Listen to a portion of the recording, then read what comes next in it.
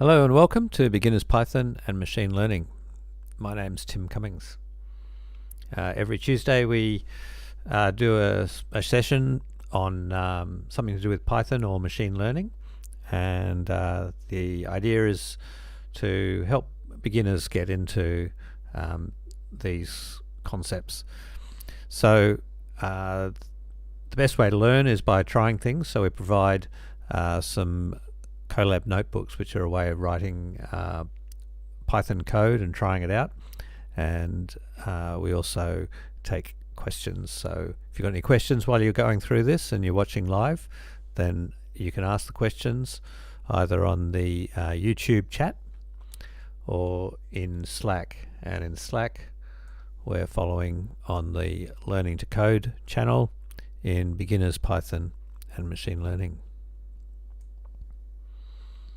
If you haven't got a Slack invitation, then there's some details at the bottom that explain how to get into the Slack space. Just send an email to skypyproject@gmail.com.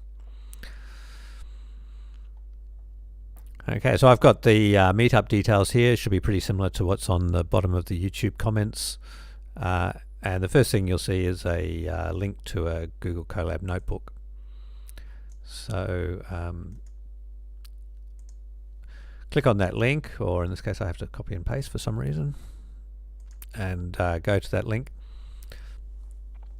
Now, Google Colab is a way of running Python on your computer without having to install Python. Today we're going to be looking at built-in functions, which are the functions that you can use in Python without having to import them from a library, either a standard library or from a third-party library. So obviously the implementers of Python have decided that these are the important functions that are available out of the box when you're using Python. So you'll have the notebook up and running, and the first thing to do is copy it, make a copy to your drive, and then you'll be able to make changes to it and save them, and be able to try things out. So it's a very good place to experiment with Python. So I'm going to click copy to drive, and it'll create a copy. You'll know it's created a copy. It'll open a new tab, and it'll say copy of meetup 141 Tim built-in functions.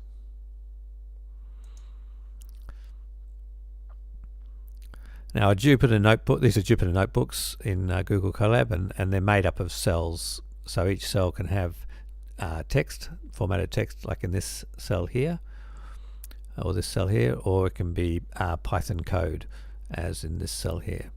And at any point you can add in a new cell, you can add a code cell, or you can add in a text cell, just by clicking on those buttons that appear between the cells. So a lot of these notebooks are available shared from Google Colab, and you've got the link for that. We also I store Python scripts of these, so I convert them from a IPYNB notebook file into just a .py Python script, and we store those Python scripts on GitHub if you'd prefer to run it as a Python script rather than as a Jupyter notebook. Alright, so we're going to use built-in functions. I've put a link here to some documentation on the Python website on how to, all about these functions. Now, we are targeted at beginners, so really talking about built-in functions is just an excuse to talk about Python, and it might trigger some questions you've got, or if you've got questions that aren't really related to this, but they are for beginner type questions, then feel free to ask them as well. Alright, okay, so once you put your code into a cell, you can run the cell. So I've put a little bit of code in here to show an example Python program. This is too advanced really for beginners, but it just shows you what a Python script will look like. And what it's going to be doing is it's going to find all the things that are built into Python, and it's fortunately Python provides a standard library called built-ins that gives us this information, and then it's going to split them up into whether they're classes, they're private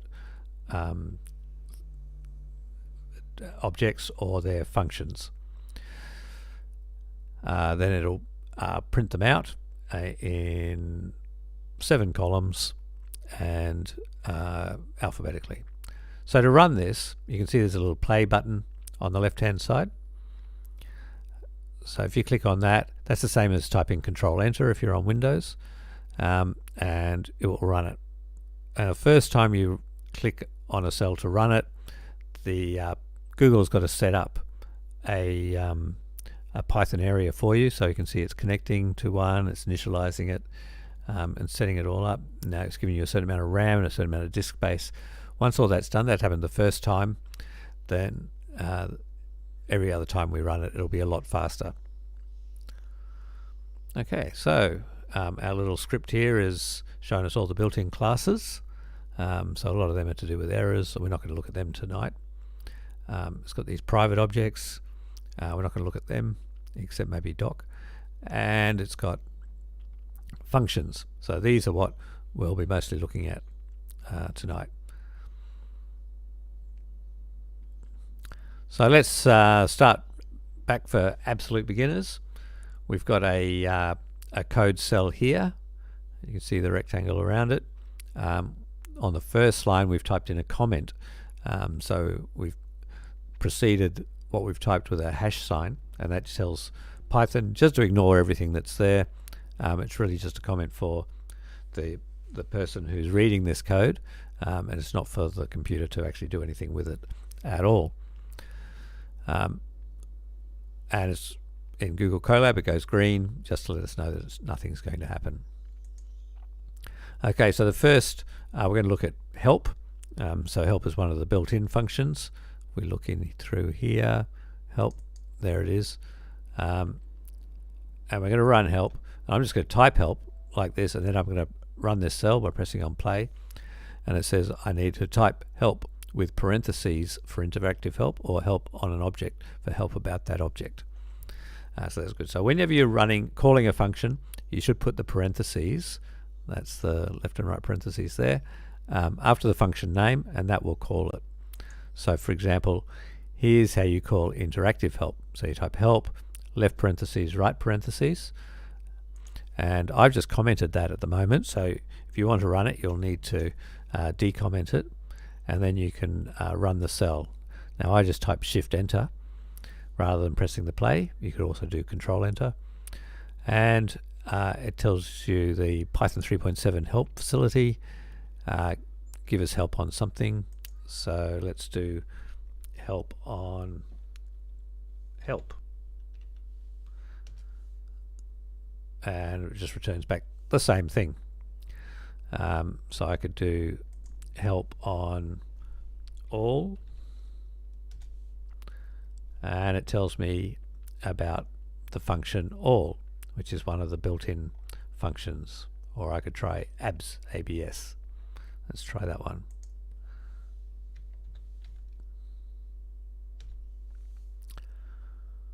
So abs returns the absolute value of the argument.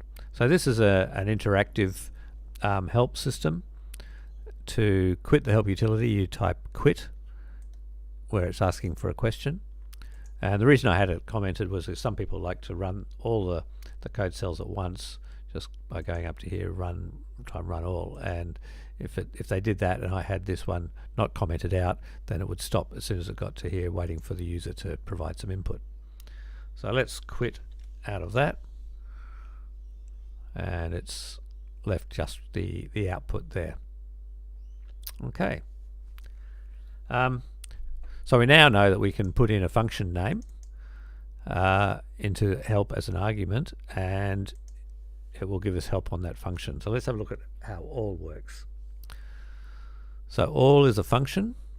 It returns true if the Boolean value of x is true for all values of x in the iterable. So an iterable is a sequence of values, and we'll talk more about iterables later. So let's have a look at an example. I've got a list here. So I've got square brackets, true, true, false, true.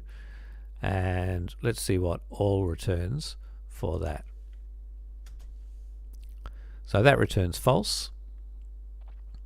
And now if I try the same call on all when they're all true, I get a true. So if any one of them is false, then it'll return false. If they're all true, I get true. So this could be useful if you need it for other things. In your list, you can contain conditional expressions which evaluate to true or false. This is getting a little bit more tricky. If you don't understand, please ask a question. So I've got true, true, then I've got 3 equals 3, 5 is greater than 1. So if you think about that, 3 equals 3 is true, 5 is greater than 1, that's also true. So I've got all of those things should evaluate to true, and when I run it through the all command, it is true. It does return true.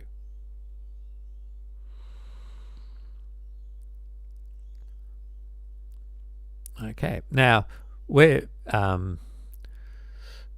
we're running here is Python, but it's a certain sort of Python. It's called IPython for interactive Python. One of the things it can do, this is a little thing I'll just throw in there for the more advanced users, so if you're a beginner, don't have to really worry about that. There's a special variable called underscore, and what that does is it remembers the last value that was in the previous cell that was calculated. So for us that was true.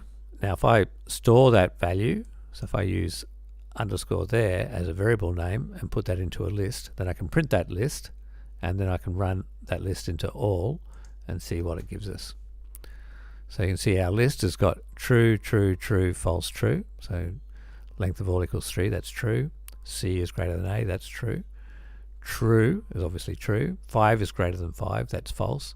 And whatever was in our previous expression calculation, which was up here, is true, and that gets put down there, so we get true. So we get true, true, true, false, true, and that returns false when we pass it through all. Now if I run this cell again, it now tells me that list conditions is true, true, true, false, false, and that is because this underscore was what was the result of all on list conditions the previous time we ran it, because that was the previous thing that was run, and that was a false, and so now we've got false as the answer. Okay, now I've left a cell here for you to do a little exercise for yourself. So challenge 1 is get help on the any function and come up with an example where it would be used. Okay, so now if you're watching the video, you could pause the video and have a go at this. I'm going to go straight on to the answer. If you're watching it live, maybe when you come back, put it on double speed so you can catch up to where we're at. Or if you're struggling with this, then just keep watching and I'll work through the answer with you. Okay, so remember we did this on all. So we typed help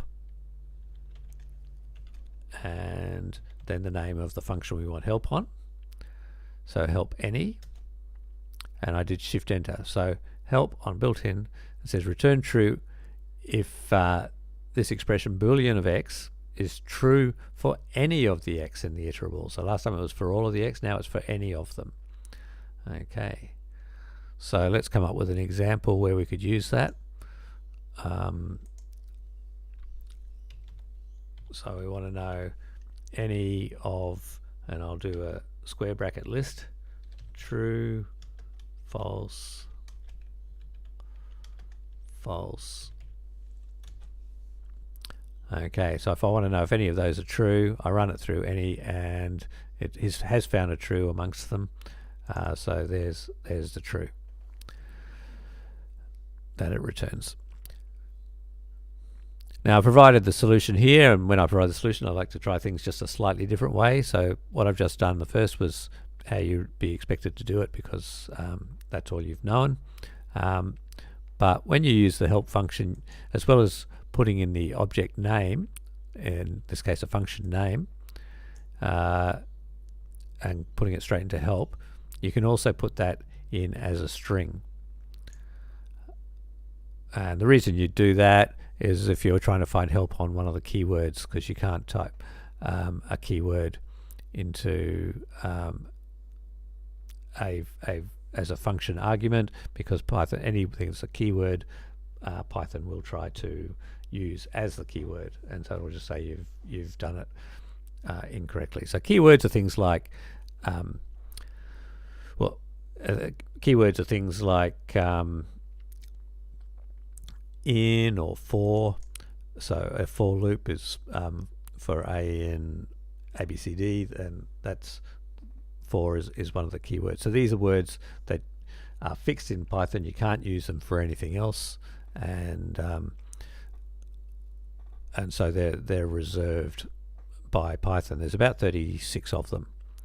Now, the names of the built-in functions, they're not keywords, so you have to be a little bit careful when you're creating your variable names that you don't accidentally overwrite any of the built-in functions that you might want to use. So if I had a variable called any, then I wouldn't, if I said, any equals hello, then suddenly I wouldn't be able to use the any function anymore, because I've created a new variable that's taken away that name out of the built-in list for me to use. All right, in the solution we've got an example here of, so if you had a list of components and any one of them is considered to be dangerous goods, then the whole item is considered dangerous. So that's an example where you'd use any. A code example here is just false, true, false, false. It's pretty similar to what I did up there. So let's run it. So we'll see help on any as a string. That also worked. And true is the result of the final thing that was calculated here, which was true. Now here's a code example for some people who are more advanced, and I like to throw a couple of advanced things in just for people who are finding it a bit boring. So see if you can understand what's going on here.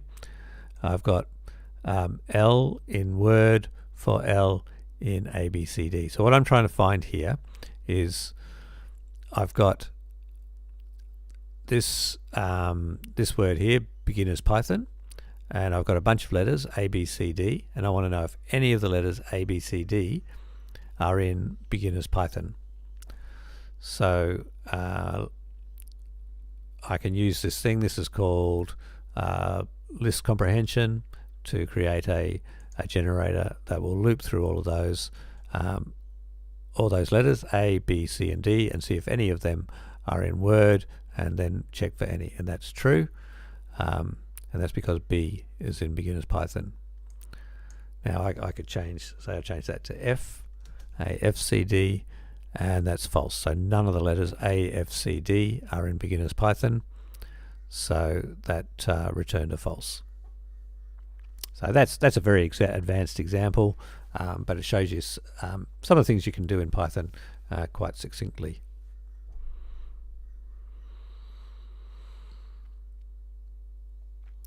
All right, now remember our long list of functions that we came up with before.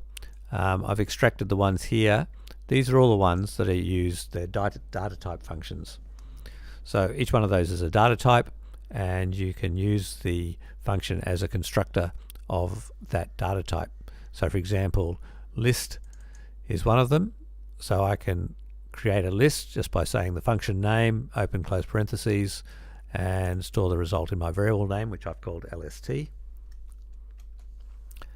And you can see when I display what's in LST, it's just square bracket, which is what the list is. So I could have said LST equals left square bracket, right square bracket, or I can say list equals LAST, open close parentheses.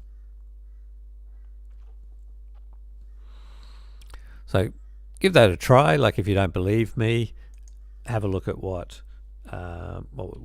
you would get if you typed open close square brackets, and then store that in a variable, and then display the value of that variable, and it's the same thing. All right, so here's a few of those other functions. We've got int for creating integers, float for creating floating point numbers. So floating point numbers have got decimal places. Complex for creating complex numbers, which complex numbers is a pair of floating point numbers, one of them being a coefficient for the square root of -1, which is the imaginary numbers. and you've got str, which creates a string from the text. So let's run all of these, and you see I put them all on one line and separated them by commas. So Python will evaluate each one and return them all separated by commas. So the first one is the int of 12, and that just gives us straight back the digits 1, 2, which is an integer. Float of 12 gives us 12.0, just to make it clear to us that it's a floating point number and can have decimal places, even though in this case it doesn't. Here's our complex number, which is 12 plus 0j, so it's got a real part, which has got a value of 12, and an imaginary part, which is 0, and the j is the square root of minus 1, so that's 12 plus 0 times the square root of minus 1. And finally, our string, which is designated a string by putting quotes around it.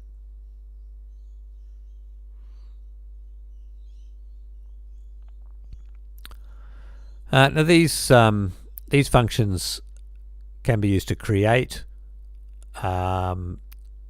values, objects of that data type, but they can also be to convert from one data type to another. And in fact, that's what these have all done. They've converted from an integer into each of those different data types.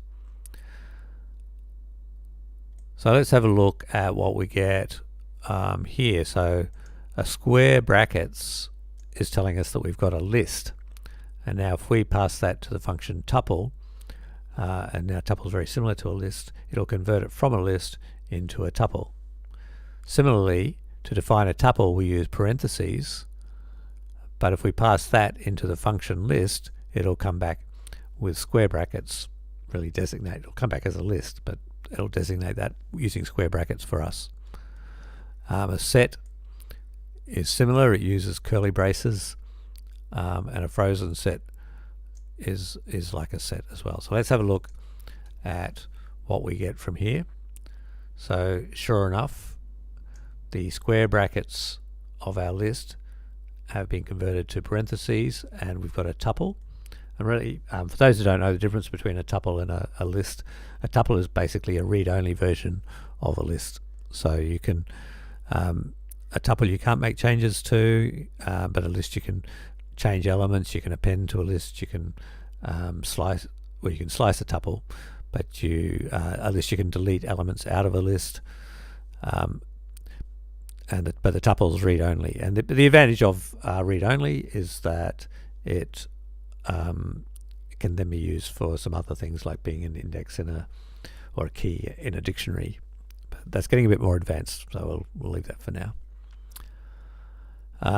Set. What's special about a set collection is that it's all unique values. So if we provide some duplicates, in this case we've got 2 2s, it will filter them out and just give us unique values. So our set is just 1, 2, and 3, even though we provided 1, 2, 3, and 2. So a set's a good way if you want to find just the unique values from a sequence. Use set. And frozen set is the same as set, except it's like the difference between list and tuple. It's the immutable or read-only version of a set. So let's have a look at some other examples.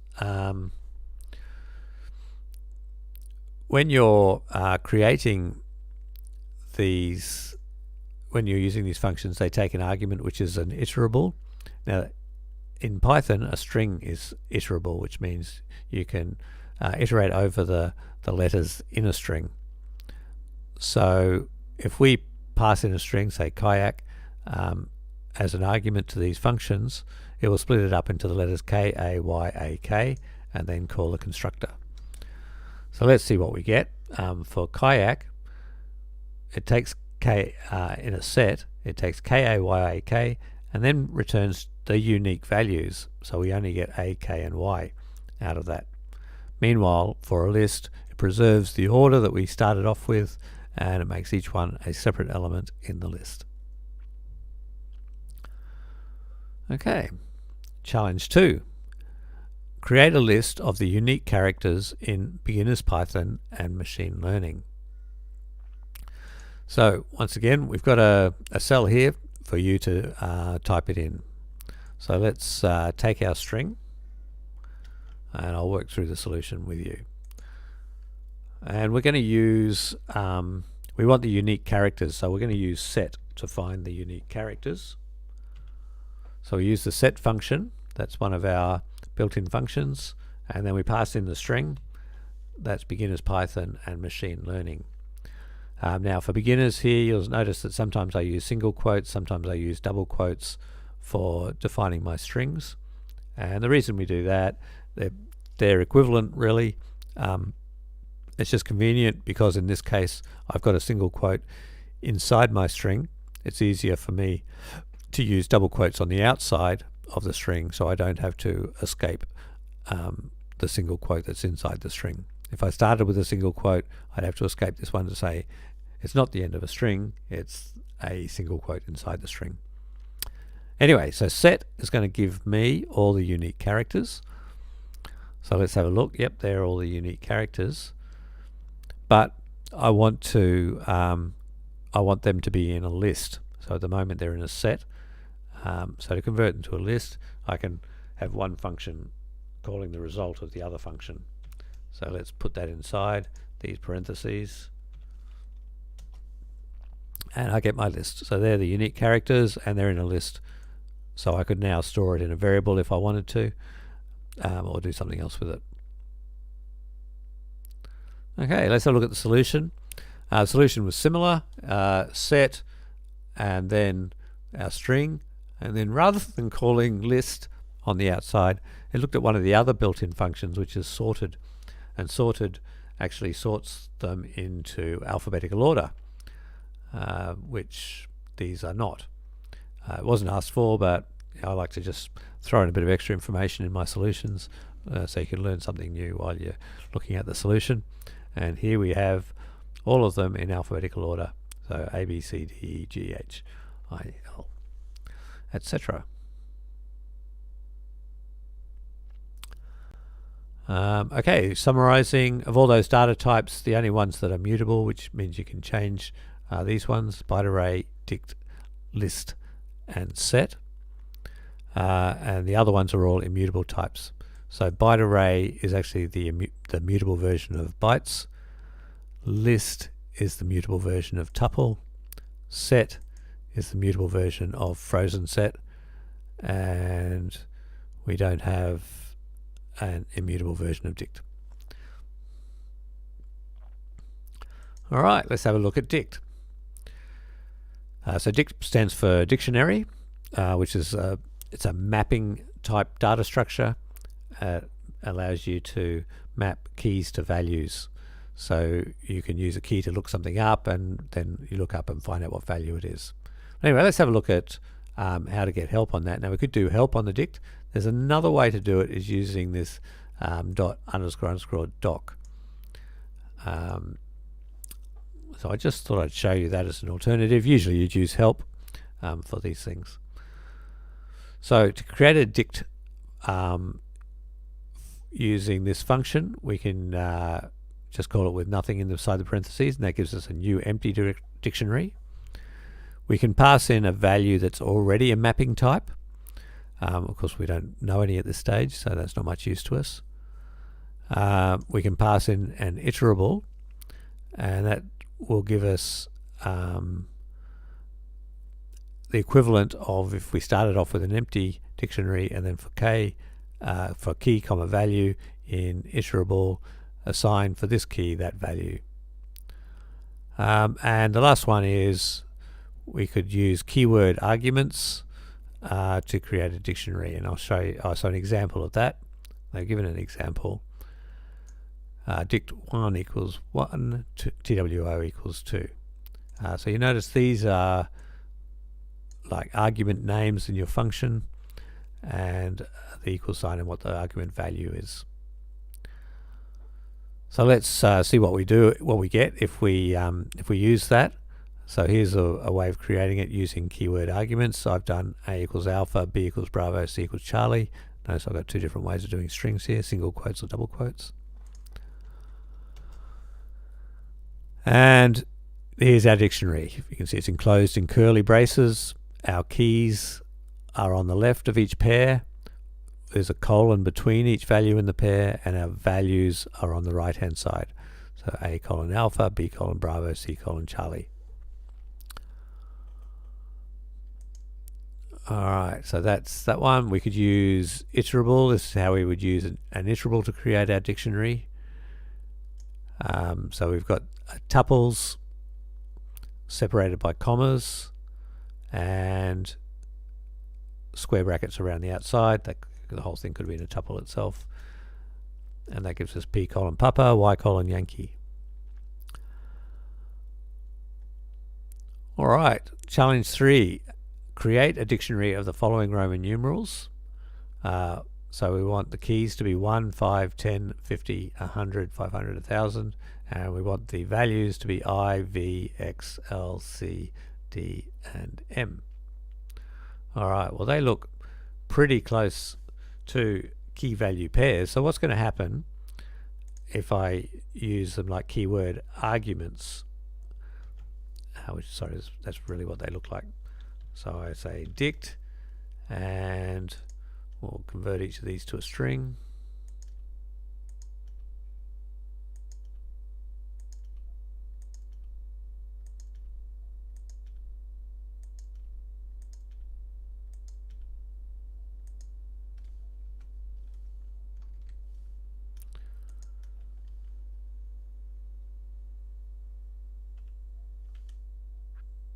And run that. And I get an error. And the reason I get an error is because these argument names have to be valid variable names. And you can't start a variable name with a digit. So that's not going to work for us. So what's my other option? I could try doing a bunch of tuples like this. So let's try that.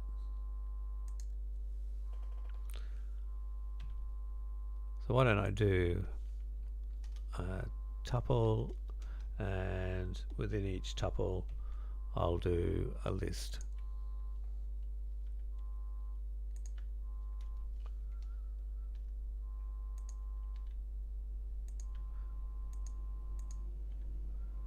Now in the lists I need to separate them with commas, but I'll get to that at the end.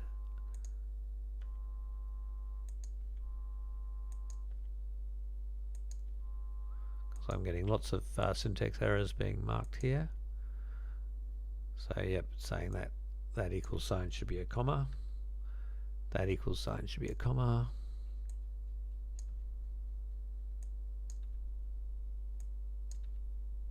So when it says I just need to pass it an iterable, the iterable can be many of these different collection types can all qualify as an iterable. And there we go, that worked. Now my dictionary, I've got left, I've got keys 1 and value I, key 5, value V, key 10, value X. Alright, now I mean the other thing I could have typed is I could have just typed it exactly like that, and that would have defined a dictionary for me. So let's have a look at the solution. So the solution is introducing zip. So zip's one of the other built-in functions, so I thought I'd just introduce it here. So I could put all the keys in one list and all the values in another list. But remember, a string is iterable itself, so I can just put them all in a string, and it will split up the string and create each of these pairs. So let's, if you can't see what's actually happened there, I could say so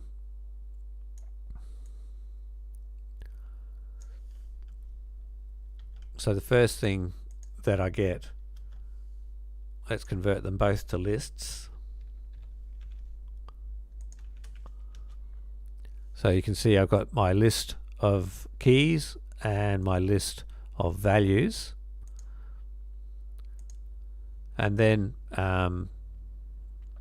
I've zipped them all together. So if I say zip of that,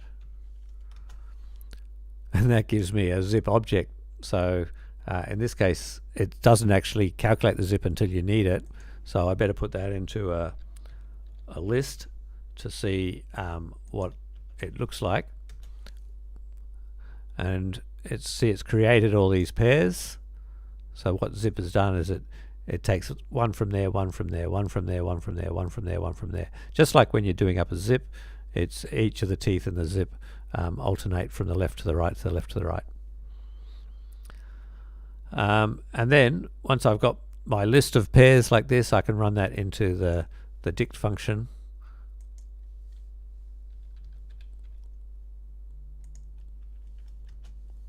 To get my dictionary.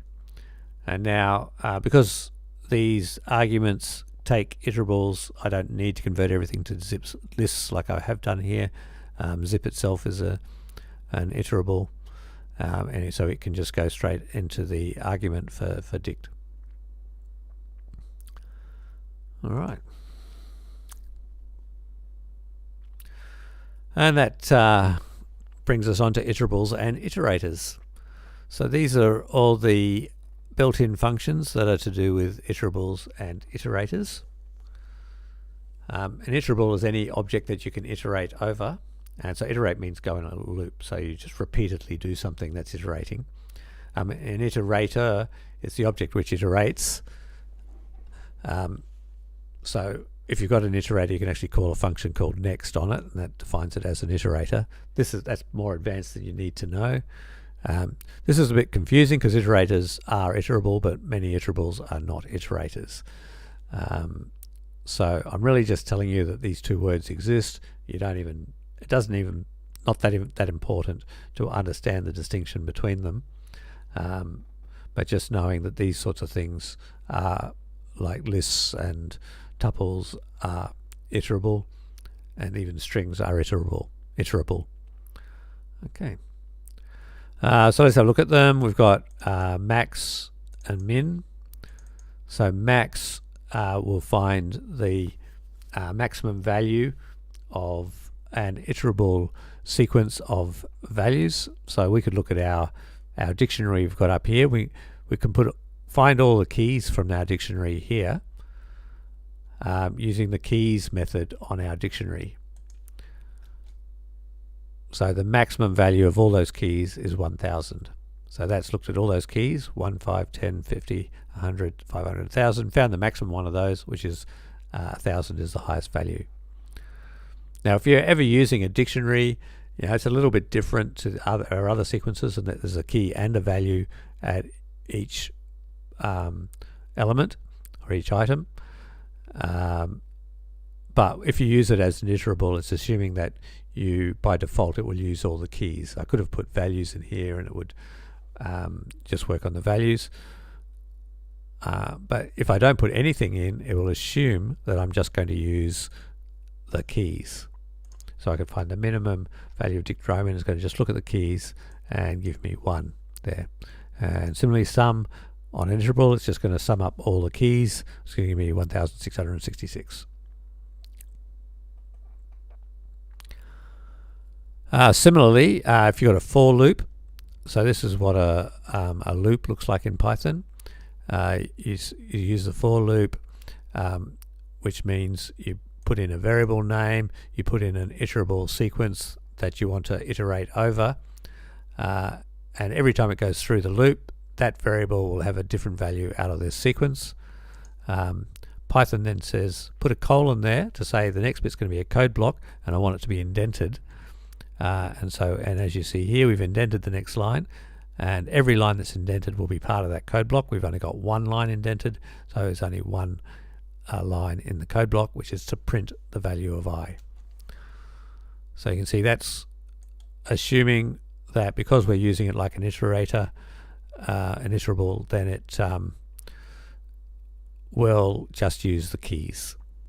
So we're printing out just the values of the keys.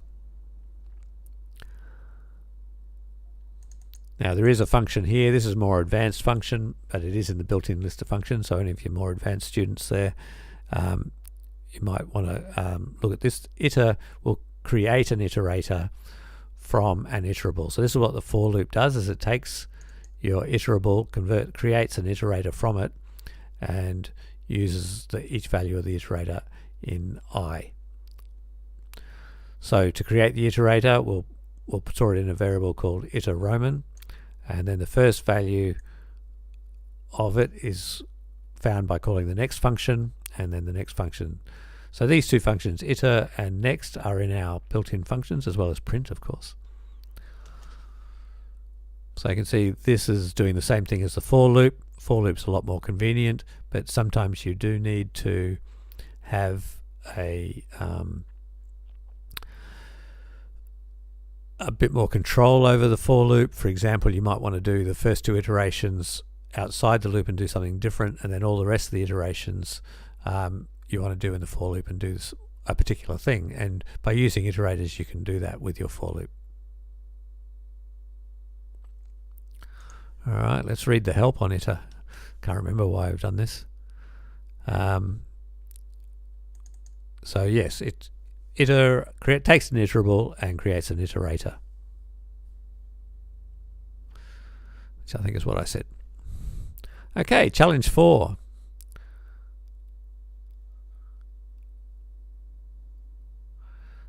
And before we get on to challenge 4, we've got a question, so that's good.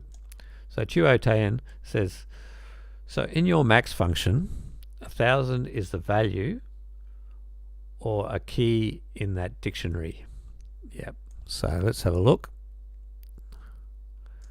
So I think both of the things you're saying are right there. So our dictionary is called Dict Roman, and if I just want to look at the keys of that dictionary, I'll put them in a list.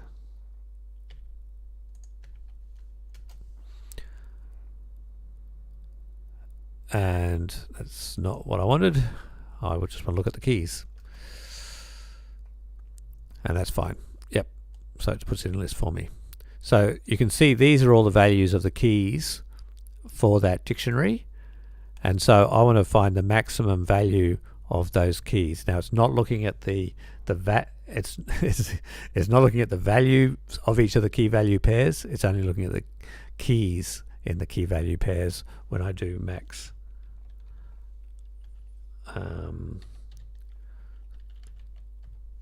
So that is doing the same as saying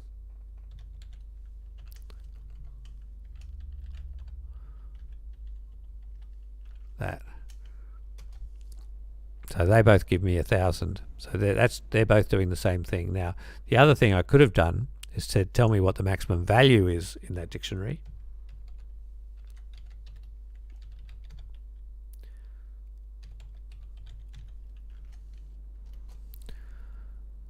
And it tells me X is the maximum value. So that's, by maximum value, that means it's the latest one in the alphabetical order.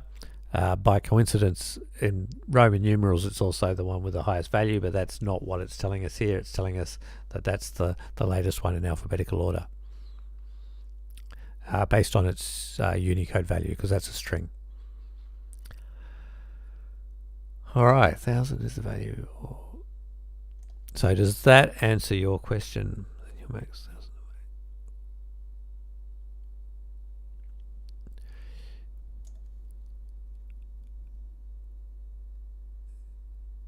Yes, 1000 is the value of a key in that dictionary.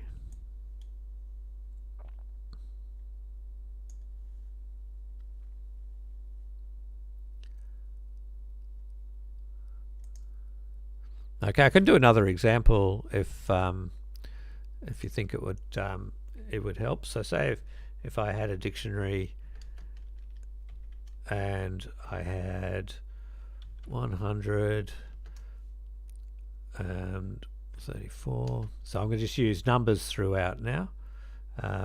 200,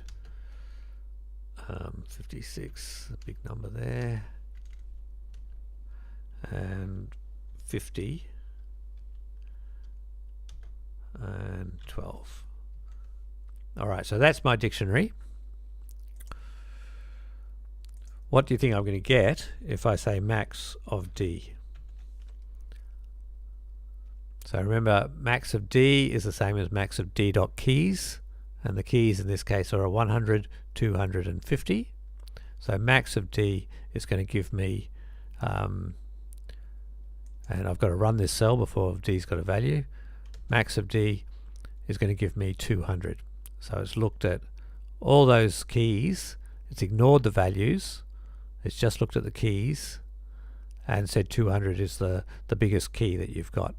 Now if I want to say what's the largest value that's there, then I could say max of D dot values,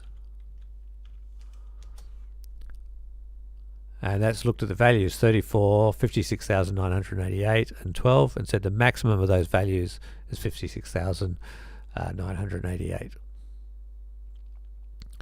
Okay, so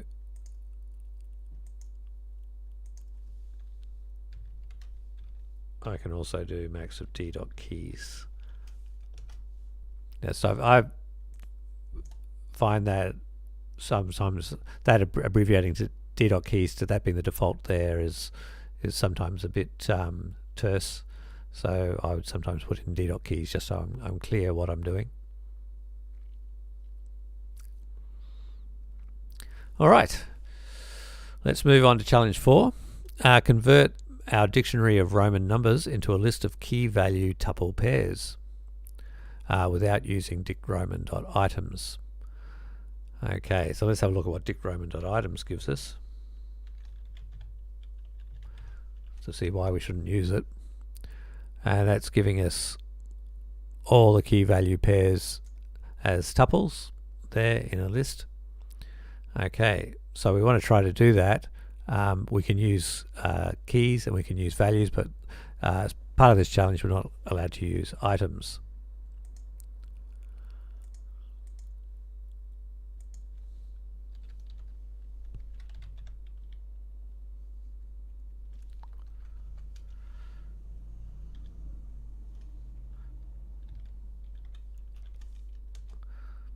So I've got keys, look like that.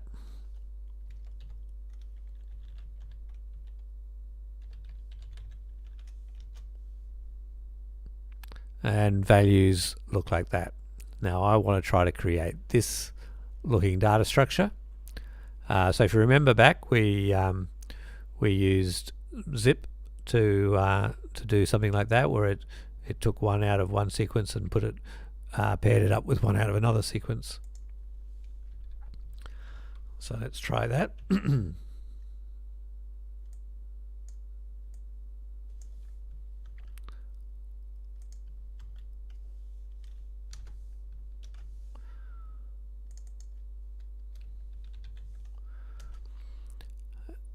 around that, I remember, oh yes, we get the zip object.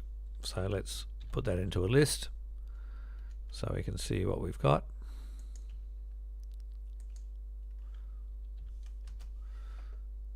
And there it is. There's our list and all our tuple pairs. So you could do that. You could even do interesting things, like you could put the values first if you wanted to do that.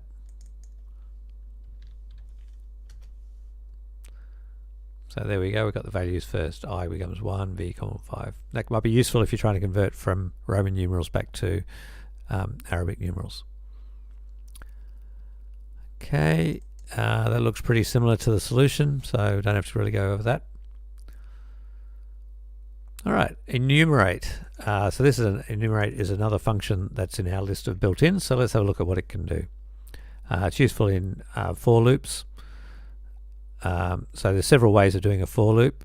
You can have a sequence here. So remember we had our list of private values like underscore IPython.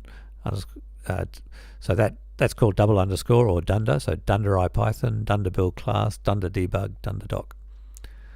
Print those all out. Now in other programming languages, if the way a for loop is like this would be structured, you'd find the length of your list and then you'd count up your value I from 0 up to that length, up to but not including that length, and then you'd print the value of I, and you'd call up each value within that sequence using an index I. So let's run that and see what we get. So this is our first for loop. This is the second one. We've now got a counter that's counting up 0, 1, 2, up to 8, and each value of list privates as it's used. Now this is an easier way to do the same thing. You could put two values out here, I and V, and use the enumerate function. And what enumerate will do is it gives you a counter into the first variable, and it gives you the value into the second variable. And so by printing I and V, we get the same thing. So we get 0 done to IPython, 1 done to build class, 2 done to debug, etc. Okay, so that's what enumerate gives us. Okay. Challenge 5, print all the built-in functions from list functions 6 per row. Okay, so I could go for I, let's see for V in list functions,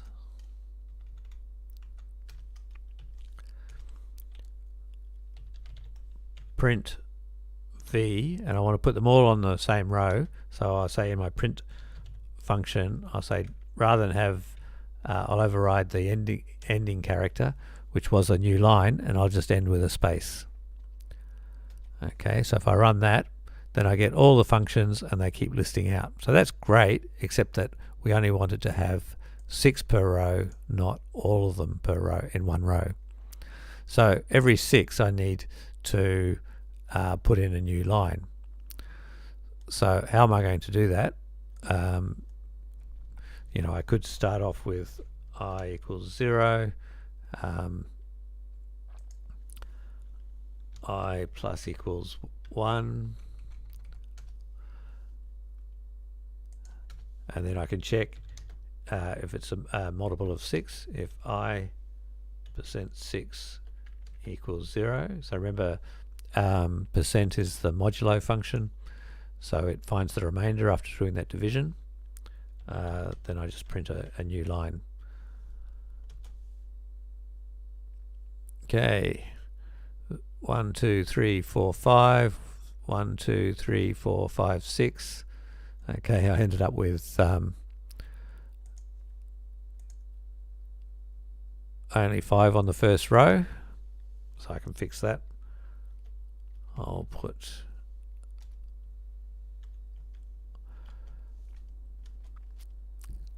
so 1, 2, 3, 4, 5, 6. 1, 2, 3, 4, 5, 6.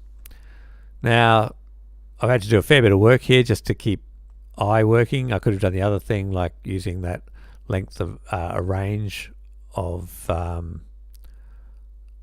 length of list privates, and I'll just point this out again actually because length is in our list of built-in functions and range is also in our list of built-in functions. So we are actually covering quite a few of the built-in functions by doing this.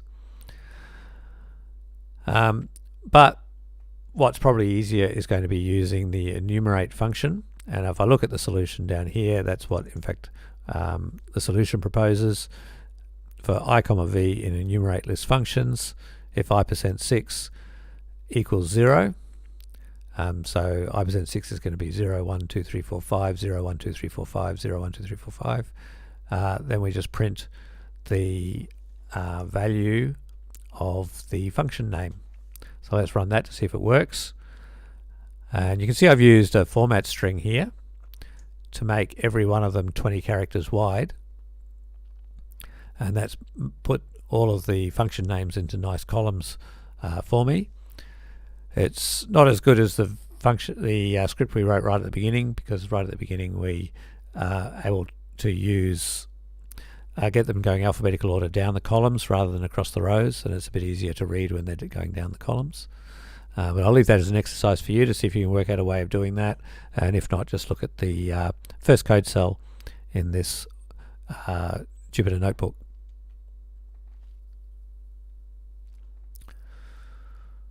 All right. Okay, well, that'll do for enumerate. Let's move on.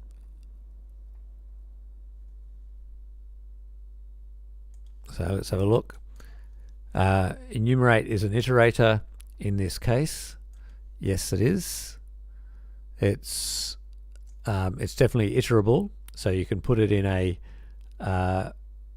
what goes at this part of a for loop has to be some sort of iterable, and if it's not an iterator itself, the for loop will create an iterator from it.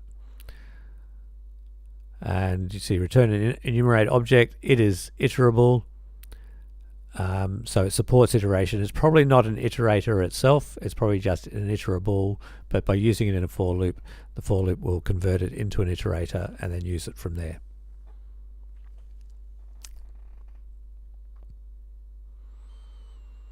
So in that sense, you don't need to know the distinction between those two. All right, filter. Filter allows us to define a function which will return true or false and filter out the falses. So for example, I'm going to define a function here. I'm going to call my function starts with val, and it's going to look at the first character of the string S and see if it's one of the letters A, E, I, O, U. Then using that function, I can pass it to filter, which is one of the built-in functions. I pass in my function like this, and you see I don't put the parentheses on it because I'm not calling the function. I just want to pass the function as an object to filter. And then I pass in my list of all my other function names, which is what I'm trying to filter, and return the lot in a new list. So let's see how that what that returns, and you can see that's all our function names like we have up here, but it's only the ones that start with a val. So that's an easy way of creating a filter, and yeah, there's other ways of doing that as well, but that's how you would use it if you wanted to use the filter function. All right, let's look at map. Map's another one of our built-in functions. Is used to convert values to new values.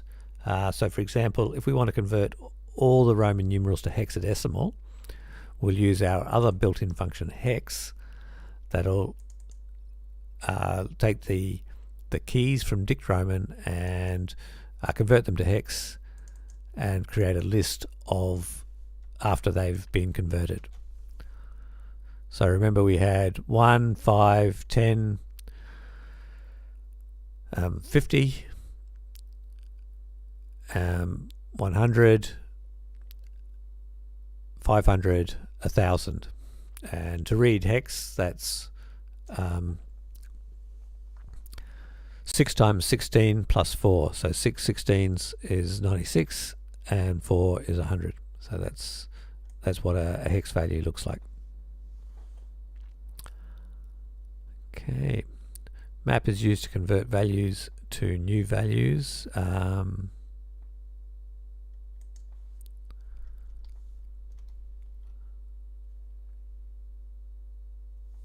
So this is how we can create a dictionary of hex values mapped to Roman values. So we zip up our map of these values to the actual values and get our new dictionary. If you ever need to do that, convert hex to Roman numerals. You've now got a solution.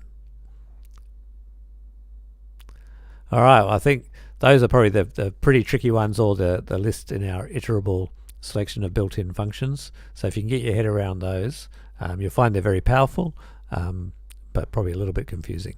So let's look at something a bit easier now. We've got the maths functions. So there are only 4 there. There was absolute values, which converts negative values to positive. Div mod, which does both a div and a mod at the same time and returns a pair. We've got power, which is basically the same as when you've got a base value raised to the power of an exponent. You can write that the same way using the power function. And it's also got an alternative, which is comma mod, where you pass in 3 arguments, and that is the same as doing base to the power exponent, and find the modulo, and the reason you use this is actually faster. The reason you use the power function is it's faster than using the operators, because I can do some optimization in that function. Round, we'll round a number to so many digits of precision. Okay, so find the quotient and remainder from integer division of 25 and 7. So we can just use the built-in function.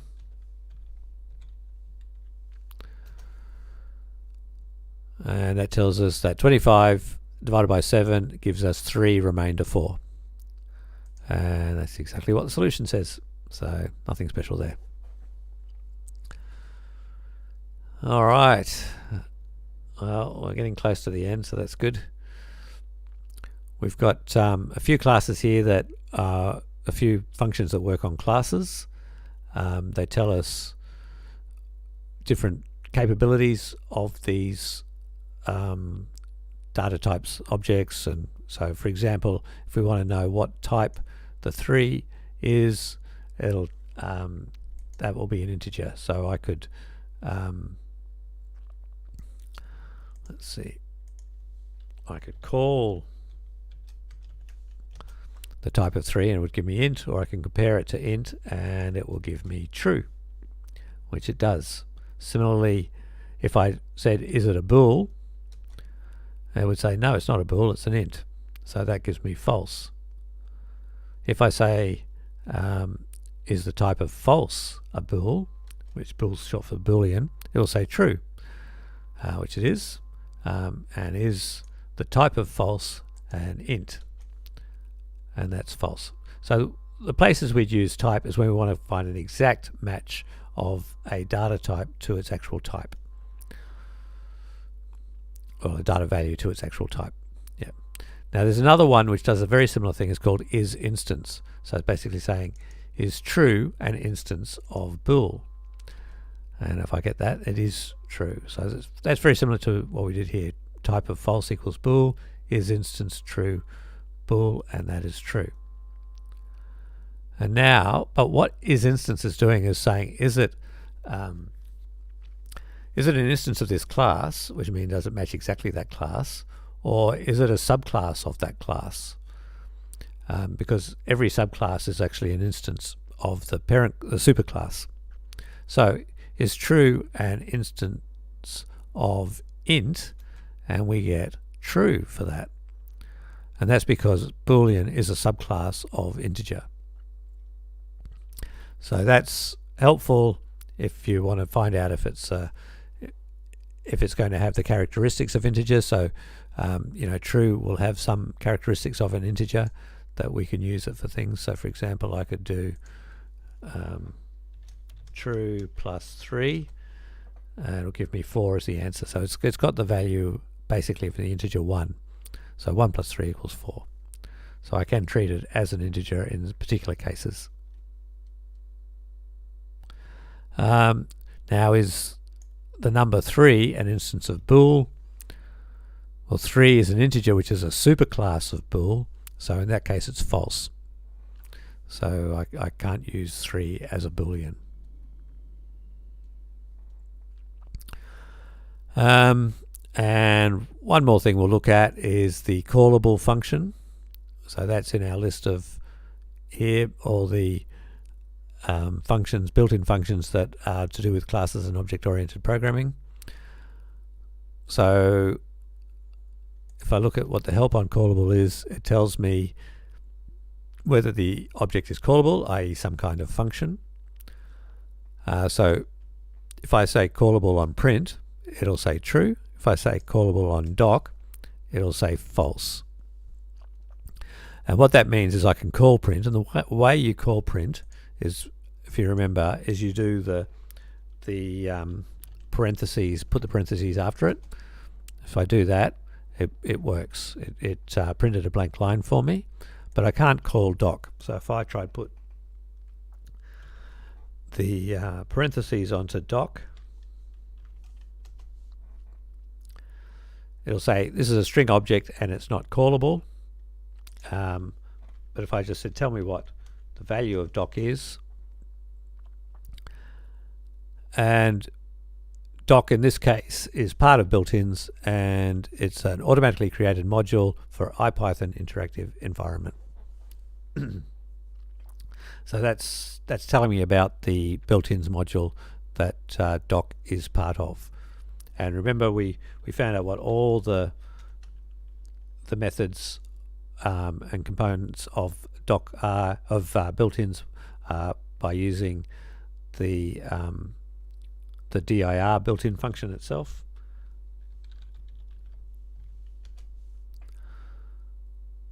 And there they are, and you can see that there's doc in that list. So there are all the names of all the things that are in built-ins, and so dir is the built-in function itself that you can use on any module to tell you what are all the classes and functions and etc. that are in that module. Okay, so that's all for tonight. I hope you've enjoyed it. Thanks for sticking around, and thanks for the questions that we got. Next week we're doing a more advanced session, or there's had quite a few advanced concepts in it for a beginner's session. But next week we'll be looking at part 2 of our Wordle game. We'll be looking at how to get a word list so that it can come up with a word that you have to guess, and we'll be doing so. There's a bit of networking involved in that, and start reading and writing files, so that can be all interesting. So I'll see you next week. Thank you.